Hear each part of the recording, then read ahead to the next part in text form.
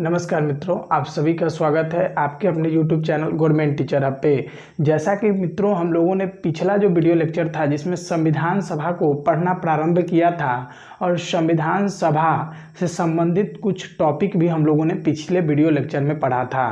तो सबसे पहले हम लोग एक बार क्विक रिवीजन करते हैं कि पिछले वीडियो लेक्चर में क्या क्या पढ़ा था। तो सबसे पहले पिछले वीडियो लेक्चर में हम लोगों ने पढ़ा कि संविधान सभा किसे कहते हैं। तो उसमें मैं आपको बताया था कि निर्वाचित प्रतिनिधियों का समूह होता है जिसका कार्य क्या होता है, तो जिसका कार्य होता है संविधान का निर्माण करना। तो ये इस तरह से मैं आप लोगों को पिछले वीडियो लेक्चर में बताया था संविधान सभा किसे कहते हैं। फिर संविधान सभा की विभिन्न मांगे जो भारत में उठी, जो महत्वपूर्ण मांगे थी, उसको भी मैंने बताया था। फिर बताया था कि संविधान सभा का गठन किया गया किस योजना के तहत, तो कैबिनेट मिशन योजना के तहत, और 389 सीट निर्धारित किए गए थे। तो उस तरह की विभिन्न चर्चाओं को हम लोगों ने कर लिया था पिछले वीडियो लेक्चर में। आज के लेक्चर में हम लोग चर्चा करेंगे कि जब संविधान सभा का कैबिनेट मिशन के द्वारा जब गठन हो गया संविधान सभा का, तो संविधान सभा जिस कार्य से भारत में आई थी, जिस कार्य को कर रही थी, उसका कार्य क्या था, तो संविधान निर्माण करना। तो जब संविधान सभा का गठन हो गया तो संविधान सभा ने अपना संविधान निर्माण करने का कार्य प्रारंभ किया। उसी को आज हम लोग पढ़ेंगे। तो आज का जो हम लोग का टॉपिक होगा वह होगा संविधान निर्माण की प्रक्रिया। तो भारत में संविधान का निर्माण किस प्रकार हुआ, इस पर आज हम लोग चर्चा करेंगे। तो याद रखिएगा, संविधान निर्माण की प्रक्रिया कुछ इस तरह प्रारंभ होती है कि जब संविधान सभा का गठन हो जाता है, तो जैसा कि संविधान निर्माण की प्रक्रिया में सबसे पहली बैठक जो होती है, संविधान सभा बैठक करना शुरू करता है संविधान निर्माण करने के लिए कि किस तरह से भारत का संविधान निर्माण किया जाएगा। तो उस परिप्रेक्ष्य में ही सबसे पहला बैठक जो संविधान सभा के द्वारा किया जाता है वह कब किया जाता है, तो 9 दिसंबर 1946 को, जैसा कि यहाँ पर लिखा भी हुआ है। तो देख लीजिए यहाँ पर मित्रों, प्रथम बैठक संविधान सभा की प्रथम बैठक कब की गई थी, तो 9 दिसंबर 1946 को किया गया था, जिसकी अध्यक्षता, मतलब उसको किस तरह से किसके द्वारा संचालन किया गया, उस जो सभा थी उसका अध्यक्ष किसे चुना गया। तो याद रखिए अस्थायी अध्यक्ष, प्रथम अस्थायी अध्यक्ष जो संविधान सभा का बनाए गए थे, उस व्यक्ति का क्या नाम था, तो उस व्यक्ति का नाम था सच्चिदानंद सिन्हा। अब बात आती है कि सच्चिदानंद सिन्हा को ही संविधान सभा का अस्थायी अध्यक्ष 9 दिसंबर 1946 को क्यों बनाया गया। तो इसके पीछे की वजह यह थी कि वह सबसे वरिष्ठ व्यक्ति थे उस संविधान सभा में। जो विभिन्न सदस्य थे उनमें सबसे वरिष्ठ व्यक्ति कौन थे, तो वह थे सच्चिदानंद सिन्हा। इसीलिए उन्हें प्रथम अस्थायी अध्यक्ष संविधान सभा का बनाया गया था 9 दिसंबर 1946 को। और यह जो परंपरा है कि वरिष्ठ व्यक्ति को संविधान सभा का अध्यक्ष बनाने की, यह जो परंपरा है हम लोगों ने किस देश से लिया है, या किस देश की परंपरा है, तो फ्रांस देश की परंपरा है। कि फ्रांस देश में भी ऐसा ही होता है कि अगर कोई व्यक्ति को जो सबसे बुजुर्ग है सभा में, उसे अध्यक्ष बना दिया जाता है। तो यह परंपरा हम लोगों ने कहाँ से लिया है, तो फ्रांस से लिया है। अब बात कर लेते हैं कि प्रथम बैठक की अस्थायी अध्यक्ष किन्हें बताया गया, तो सच्चिदानंद सिन्हा को बनाया गया। अब बात कर लेते हैं उसी दौरान उपाध्यक्ष किसे बनाया गया प्रथम बैठक की, तो उपाध्यक्ष याद रखिएगा फ्रैंक एंथोनी को। किसको, फ्रैंक एंथोनी को संविधान सभा का उपाध्यक्ष बनाया गया, अस्थायी उपाध्यक्ष बनाया गया, जब 9 दिसंबर 1946 को संविधान सभा की प्रथम बैठक हुई थी तब। अब यह बात आती है कि फ्रैंक एंथोनी एकमात्र ऐसे व्यक्ति थे जो एंग्लो इंडियन थे, अर्थात जो कि विदेशी थे। तो यह फ्रैंक एंथोनी को उपाध्यक्ष बनाया गया और सच्चिदानंद सिन्हा जी को क्या बनाया गया, तो क्या बनाया गया उन्हें, तो अस्थायी अध्यक्ष बनाया गया। अब बात कर लेते हैं जब संविधान सभा की प्रथम बैठक हुई थी 9 दिसंबर 1946 को, तो उसमें कितने लोगों ने भाग लिया, तो 207 लोगों ने। कितने, प्रथम बैठक जब संविधान सभा की हुई तो उसमें 207 सदस्य ने भाग लिया था। कितने, 207 सदस्य भाग लिए थे, जिसमें महिला सदस्य की संख्या कितनी थी, तो महिला सदस्य की संख्या सिर्फ और सिर्फ 9 महिलाएं ने भाग लिया। जैसा कि पिछले वीडियो लेक्चर में आपको बताया था कि संविधान सभा में कुल 15 महिला सदस्य निर्वाचित हुई थी, जिसमें से 9 महिला सदस्य ने पहली बैठक में भाग लिया। और पहला बैठक का बहिष्कार किसके द्वारा किया गया? तो पहला बैठक का बहिष्कार किया गया, मुस्लिम लीग ने बैठक का बहिष्कार किया। अब बात आती है मुस्लिम लीग ने बैठक का क्यों बहिष्कार किया? क्योंकि वह तो अब एक स्वतंत्र प्रांत का मांग करने लगी, स्वतंत्र राष्ट्र का मांग करने लगी पाकिस्तान का, इसीलिए इस बैठक का वह बहिष्कार कर रही थी। तो प्रथम बैठक का मुस्लिम लीग ने क्या किया? बहिष्कार किया। साथ ही साथ उस समय जो देसी रियासत थे, देसी रियासत ने भी प्रारंभ में क्या किया? तो भाग नहीं लिया था। अब संविधान सभा की दूसरी बैठक कब होती है? तो 11 दिसंबर 1946 को, उसी के 2 दिन बाद होती है संविधान सभा की दूसरी बैठक, जो कि यहाँ पर लिखा हुआ है। संविधान सभा की दूसरी बैठक 11 दिसंबर 1946 को होती है। और इस बार क्या होता है? तो प्रथम अस्थायी अध्यक्ष किसे बनाया जाता है? तो प्रथम अस्थायी अध्यक्ष डॉक्टर राजेंद्र प्रसाद जी को बनाया जाता है। प्रथम अस्थायी अध्यक्ष डॉक्टर राजेंद्र प्रसाद जी को बनाया जाता है, जैसा कि यहाँ पर लिखा भी गया है। और प्रथम अस्थायी उपाध्यक्ष किसे बनाया जाता है? तो 2 व्यक्ति को बनाया जाता है। एक व्यक्ति का नाम है क्या? तो एक व्यक्ति का नाम है बीटी कृष्णाचारी और एचसी मुखर्जी, जिसे हरिश्चंद्र मुखर्जी कहा जाता है। यहाँ पे देख सकते हैं, प्रथम अस्थायी उपाध्यक्ष की बात किया जाए तो एचसी मुखर्जी साहब हो जाएंगे और बीटी कृष्णाचारी हो जाएंगे। तो अब यहाँ थोड़ा सा बात कर लेते हैं, यह जो बीटी कृष्णाचारी जो यह व्यक्ति थे, यह कौन थे? तो याद रखिएगा, उस दौरान जो जयपुर के राजा थे, जयपुर के जो राजा थे, उसके प्रतिनिधि के रूप में संविधान सभा में बीटी कृष्णाचारी चुनकर यह भेजे गए थे। जैसा कि मैं आपको पिछले वीडियो लेक्चर में बताया भी था कि देसी रियासत सीधा अपना सदस्य संविधान सभा में भेजने वाले थे, तो उन्होंने जो अपना प्रतिनिधि भेजा था, जयपुर के जो राजा थे, उस प्रतिनिधि का नाम था बीटी कृष्णाचारी, और उसी को उपाध्यक्ष भी बनाया गया, दूसरा उपाध्यक्ष। तो 11 दिसंबर 1946 को जब संविधान सभा की दूसरी बैठक हुई, तो इसमें अस्थायी अध्यक्ष किसे बनाया गया? तो अस्थायी अध्यक्ष बनाया गया डॉक्टर राजेंद्र प्रसाद जी को। और अस्थायी उपाध्यक्ष किसे बनाया गया? तो 2 व्यक्ति को बनाया गया।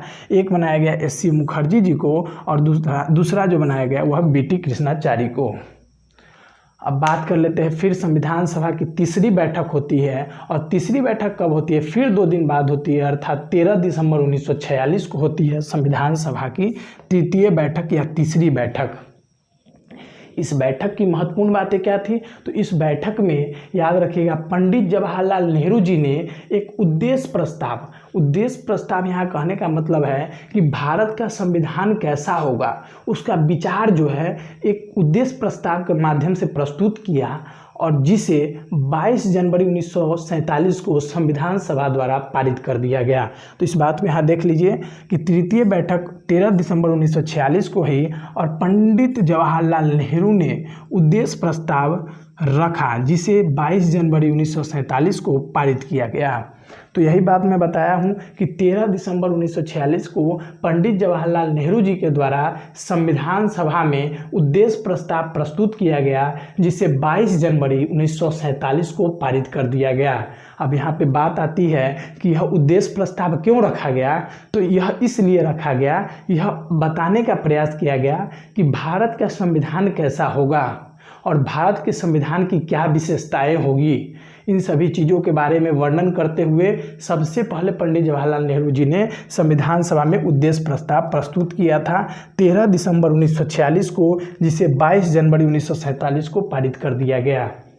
अब आगे हम लोग बढ़ते हैं, और आगे क्या होता है? तो संवैधानिक सलाहकार, मतलब संविधान पर सलाह देने के लिए संवैधानिक सलाहकार के पद पर किसे नियुक्त किया गया, यह प्रश्न पूछा जाता है मित्रों। तो याद रखिएगा, संवैधानिक सलाहकार के पद पर बी एन राव को नियुक्त किया गया।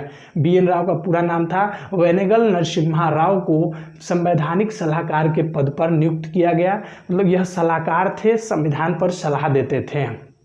अब बात कर लेते हैं, कई जगह यह बात आपको नहीं भी मिलेगी, संविधान का जो प्रथम प्रारूप था मित्रों, कि संविधान कैसा होगा, जो बनाया गया था प्रारूप, पहली बार ड्राफ्ट किया गया था, तो संविधान सभा के जो प्रथम प्रारूप बनाए गए थे वो बी एन राव ने ही बनाया था।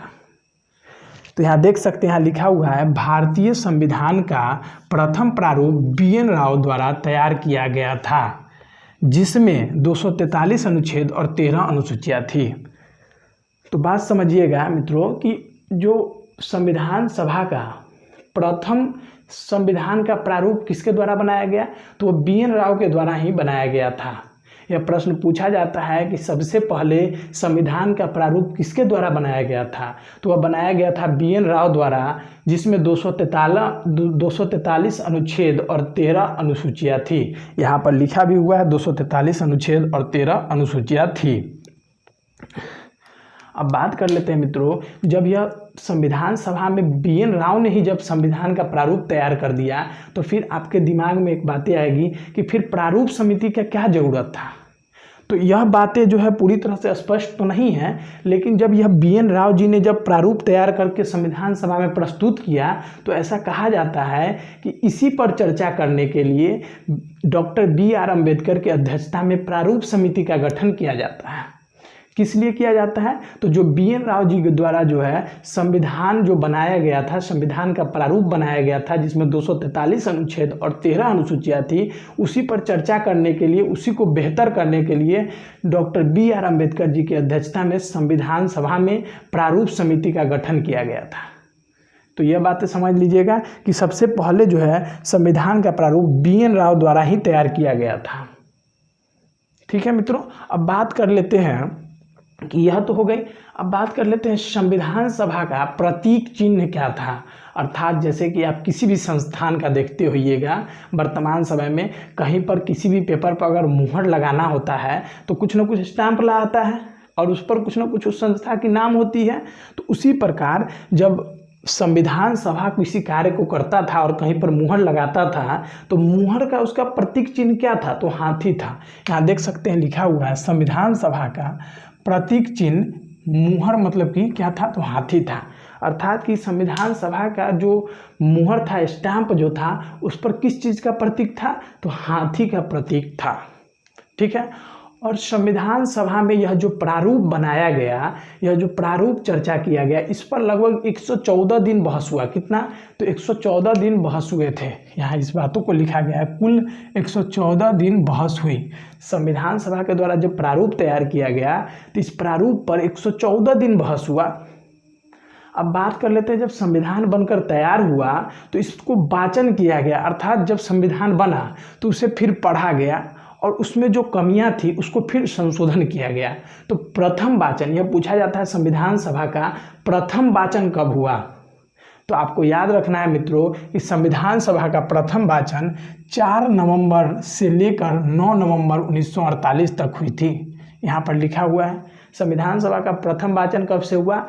4 नवंबर से लेकर 9 नवंबर 1948 तक हुई और इसमें जो कमियां लगी फिर उसको संशोधन किया गया। फिर दूसरी जो वाचन हुई संविधान सभा की, वह दूसरी वाचन कब हुई? तो संविधान सभा की दूसरी वाचन जो हुई वह हुई 15 नवंबर 1948 से 17 अक्टूबर 1949 तक। कब?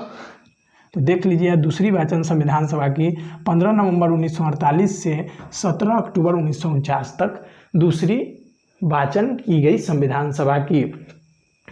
तो इस तरह से यह वाचन क्यों किया गया, यह अगर आप जानना चाहते हैं तो उस जो भी प्रारूप बनाया गया तो उसे एक बार संविधान सभा में पढ़ा गया और जो कमियां लगी उसमें संशोधन की गई, तो इसी के लिए वाचन किया गया।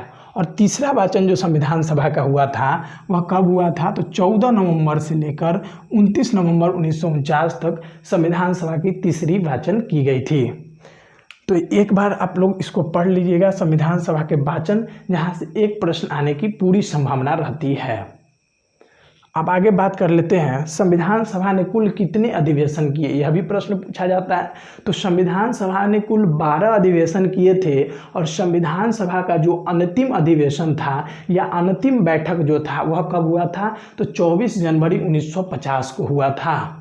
तो यहाँ लिखा भी हुआ है संविधान सभा के कुल 12 अधिवेशन हुए, जिसमें से अंतिम बैठक या अंतिम अधिवेशन जो हुआ संविधान सभा का वह कब हुआ? तो 24 जनवरी 1950 को हुआ। तो यह प्रश्न पूछा जाता है कि संविधान सभा के द्वारा कुल कितने अधिवेशन किए गए? तो कुल 12 अधिवेशन किए गए और अंतिम जो अधिवेशन था अर्थात जो 12वां अधिवेशन था वह कब हुआ था? 24 जनवरी 1950 को। और याद रखिएगा 24 जनवरी 1950 को ही सभी के सम्मति से अर्थात सर्वसम्मति से संविधान सभा में जितने भी लोग थे उन सभी के सहमति से अगला जो राष्ट्रपति है भारत का प्रथम राष्ट्रपति या अगला राष्ट्रपति या बोल सकते हैं भारत का प्रथम राष्ट्रपति वह किसे बनाया गया, तो वह बनाया गया डॉक्टर राजेंद्र प्रसाद को। यहाँ लिखा भी हुआ है सर्वसम्मति से भारत के प्रथम राष्ट्रपति बने कौन, तो कौन बने, तो डॉक्टर राजेंद्र प्रसाद। और कब बने, तो 24 जनवरी 1950 को जब संविधान सभा की अंतिम बैठक हुई। ठीक है, अब आगे बढ़ते हैं। संविधान निर्माण में कुल कितने समय लगे, यह भी प्रश्न पूछा जाता है। तो भारतीय संविधान या जो भारत का जो संविधान अभी वर्तमान समय में आप देखते हैं, इसको निर्माण होने में 2 वर्ष 11 महीने और 18 दिन के समय लगे थे कुल। तो यहाँ इसी चीज़ को लिखा हुआ है, संविधान के निर्माण में 2 वर्ष 11 महीने 18 दिन का समय लगा। बात कर लेते हैं, संविधान जब निर्माण किया गया तो उसमें लगभग 60 देशों के संविधान का अध्ययन किया गया था। तो उस 60 देशों के संविधान के अध्ययन में कुछ न कुछ खर्च आया होगा।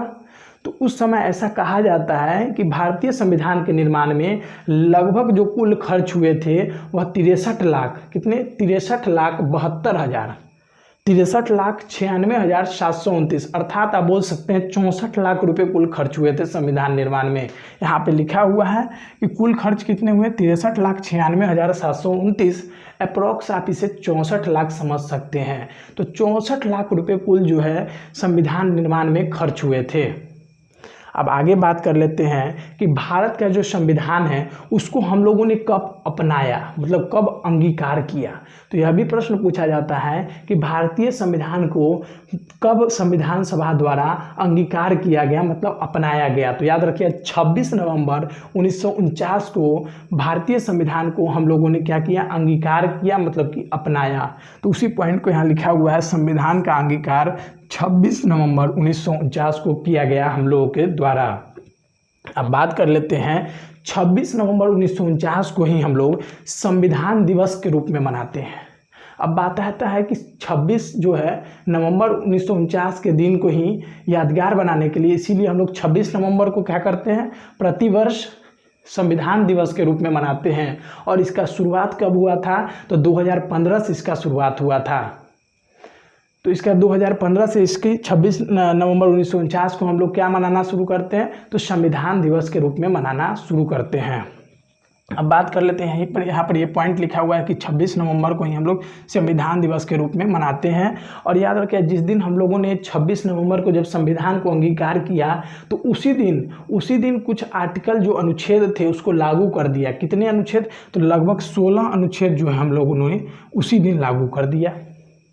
जब संविधान को हम लोगों ने अपनाया तो उस दिन कुल 284 सदस्य ने उस पर हस्ताक्षर किया। कितने, 284, यहाँ पर लिखा हुआ है 284 सदस्य का हस्ताक्षर हुआ उस पर संविधान सभा के द्वारा। जो संविधान सभा में सदस्य थे उस दिन 284 सदस्य मौजूद थे और 284 सदस्य ने उस पर अपना हस्ताक्षर किया। और उसमें कुल महिला कितनी थी, तो महिला 8 थी। यहाँ पे लिखा हुआ है 8F लिखा हुआ है, अर्थात 8 फीमेल, अर्थात 8 महिलाएं उसमें थी। जब 284 सदस्य ने अपना हस्ताक्षर किया तो उसमें 8 महिलाएं भी थी। तो इस टर्म को आप लोग याद रखिए। जब संविधान सभा बनकर तैयार हुआ, जब हम लोगों ने उसको अंगीकार किया तो उस समय कितनी महिलाएं उपस्थित थी, 8। संविधान सभा में कितनी कुल महिलाओं की संख्या थी, 15।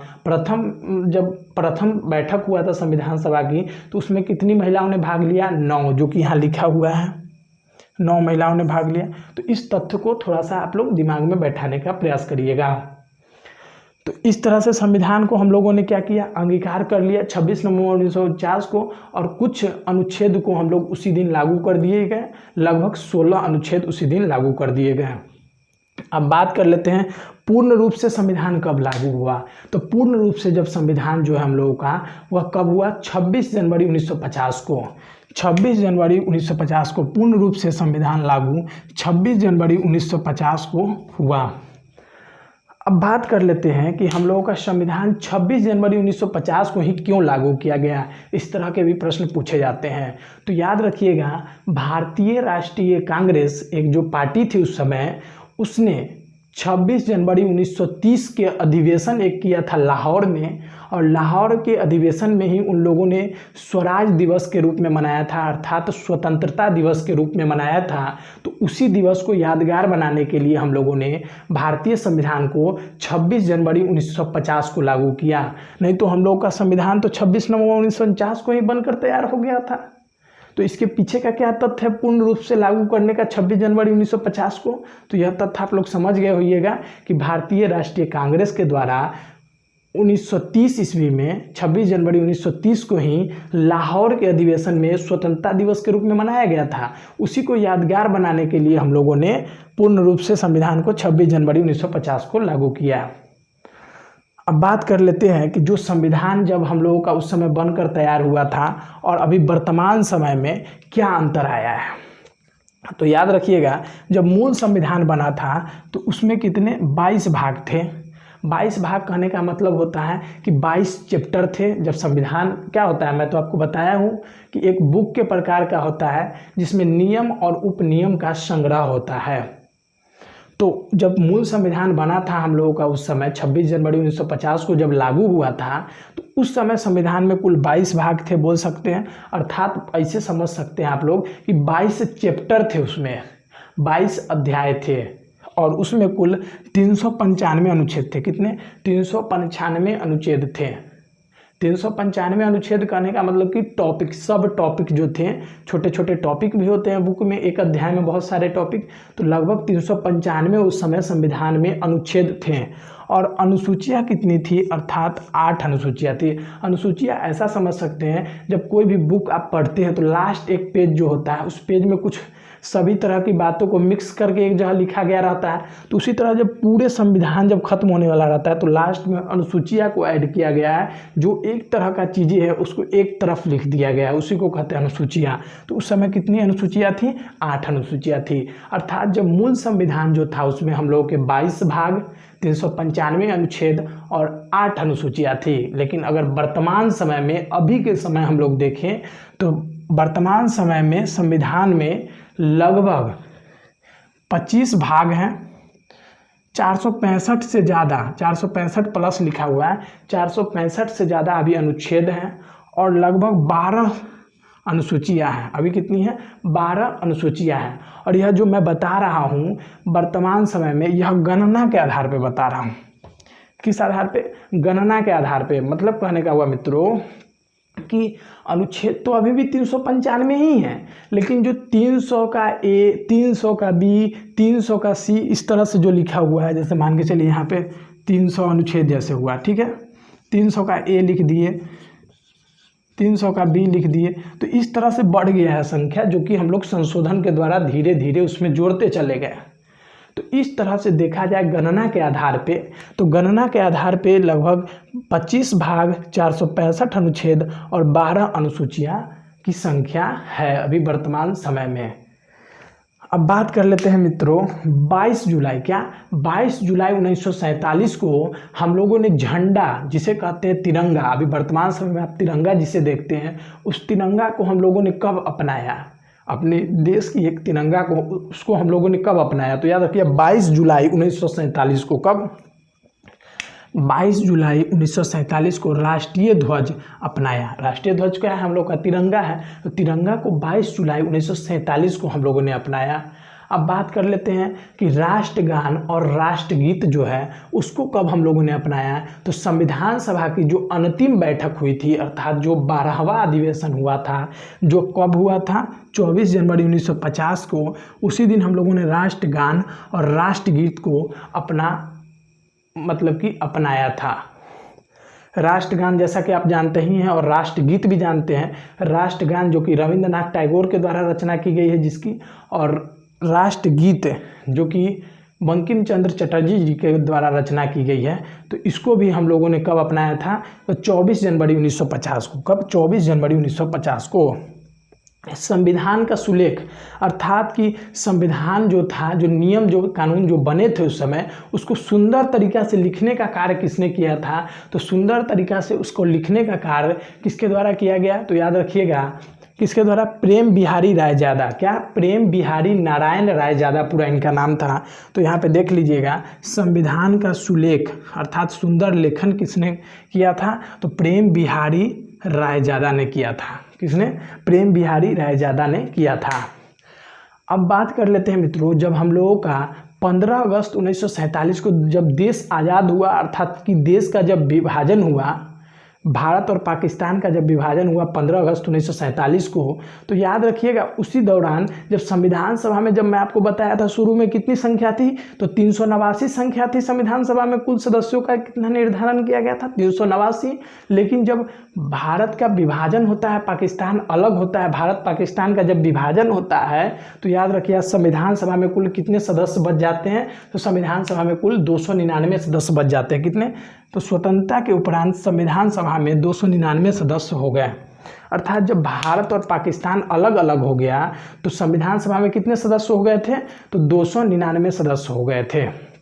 और प्रारंभ में कितने निर्धारित किए गए थे कैबिनेट मिशन के द्वारा? तो 389 सदस्य निर्धारित किए गए थे। अब बात आता है 299 सदस्य बाद में हो गए, तो इस 299 सदस्य में लगभग 70 सीटें जो थी वह किसको दिया गया था? तो देशी रियासत को दिए गए थे और 3 कमिश्नरी क्षेत्र को दिए गए थे।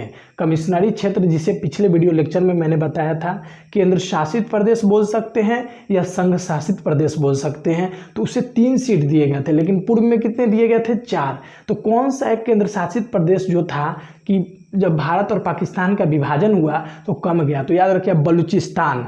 जैसा कि मैंने आपको पिछले वीडियो लेक्चर में बताया था कि 4 कमिश्नरी क्षेत्र थे उस समय, या 4 संघ शासित प्रदेश थे। संघ शासित प्रदेश उसे कहते हैं जहां पर गवर्नर जनरल अपने प्रतिनिधि के माध्यम से शासन करते हैं। तो कितने थे इस तरह के?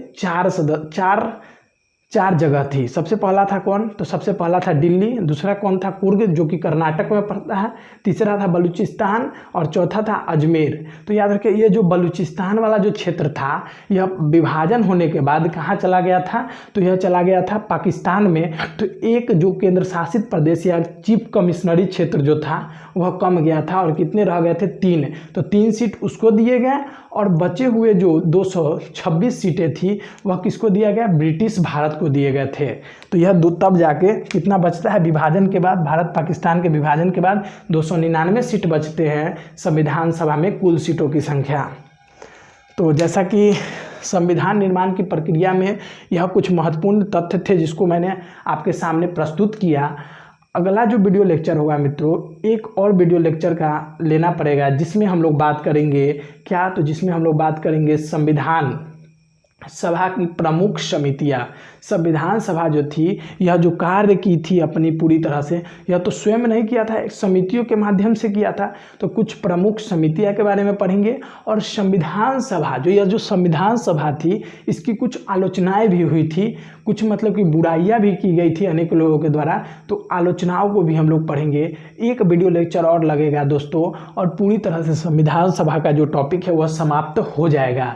तो मित्रों आशा करते हैं कि यह वीडियो लेक्चर आपको अच्छा लगा होगा। अगर अच्छा लगा है तो इस वीडियो लेक्चर को लाइक करिए, अपने मित्रों के पास शेयर करना ना भूलें और आपको अगर अच्छा लगे तो चैनल को भी सब्सक्राइब कर लीजिए। एक बार मित्रों आप लोग इसको पूरी तरह से देख लीजिए। तो मित्रों मिलते हैं अगले वीडियो लेक्चर में, तब तक के लिए जय हिंद जय भारत।